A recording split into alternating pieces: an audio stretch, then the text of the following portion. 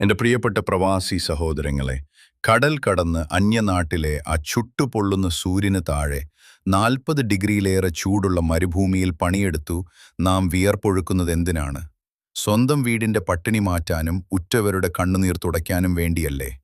എന്നാൽ ദുബായിൽ നിന്നും ഷാർജയിൽ നിന്നും ഈ കഴിഞ്ഞ ഒരു മാസത്തിനുള്ളിൽ കേട്ട ആ രണ്ട് വാർത്തകൾ ഏത് മനുഷ്യൻ്റെയും നെഞ്ചു പൊള്ളിക്കുന്നതാണ്.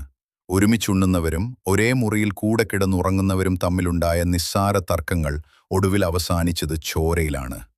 കത്തുന്ന വെയിലിൽ പണിയെടുത്ത് തളർന്ന് മുറിയിലെത്തുന്ന പ്രിയപ്പെട്ടവർ പരസ്പരം തല്ലി മരുമരിക്കേണ്ടി വരുന്നത് ഒന്ന് ആലോചിച്ചു നോക്കൂ. നാട്ടിൽ ലഹരിക്കും ഗുണ്ടായിസത്തിനും അടിമപ്പെട്ട് ജീവിതം വഴിതെറ്റിയപ്പോൾ അവിടെ ചെന്നെങ്കിലും ഒന്ന് നന്നാകട്ടെ എന്ന് കരുതി ഉമ്മയും ഉപ്പയും കടം വാങ്ങി വിമാനം കയറ്റിവിട്ടവരുണ്ട് നമ്മൾക്കിടയിൽ. എന്നാൽ ആ ലഹരിയുടെ ഉന്മാദവും ക്രിമിനൽ ബുദ്ധിയും മറുനാട്ടിലും കൊണ്ടു നടക്കുന്നവർ അറിയുന്നുണ്ടോ?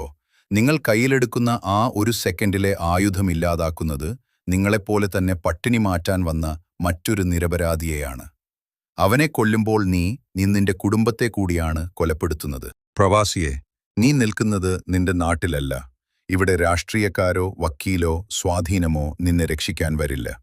കൊന്നവനെ കൊലപ്പെടുത്തുക എന്ന ശക്തമായ നിയമം മുനകൂർപ്പിച്ചു നിൽക്കുന്ന മണ്ണാണിത്.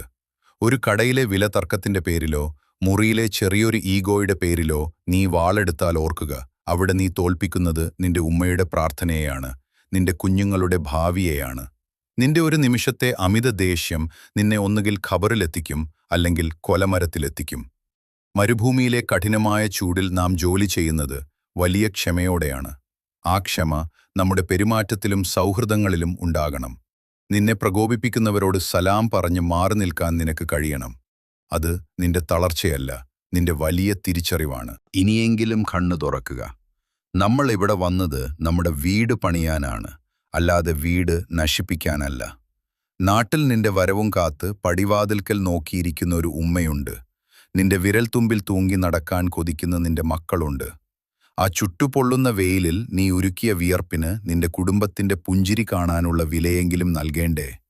നീ ജയിലറയിലോ കൊലമരത്തിലോ അവസാനിച്ചാൽ ആ കുടുംബത്തിന്റെ അവസ്ഥ എന്താകും? ഒരു കത്തിയെടുത്താലോ വാളെടുത്താലോ തീരുന്നതല്ല പ്രവാസ ജീവിതത്തിലെ പ്രശ്നങ്ങൾ. അതുകൊണ്ട് ആവേശമല്ല, വിവേകമാണ് വേണ്ടത്.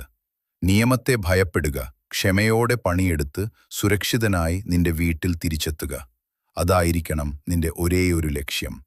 ഒരു പ്രവാസിയുടെയും മൃതദേഹം ഇനി അവിവേകം മൂലം പെട്ടിയിലായി നാട്ടിലേക്ക് വരാതിരിക്കട്ടെ. ഈ സന്ദേശം ഓരോ പ്രവാസിയുടെയും കണ്ണു തുറപ്പിക്കാൻ ഉപകരിക്കുമെന്ന് നിങ്ങൾക്ക് തോന്നുന്നുണ്ടെങ്കിൽ ദയവായി ഇത് പരമാവധി ഷെയർ ചെയ്യുക.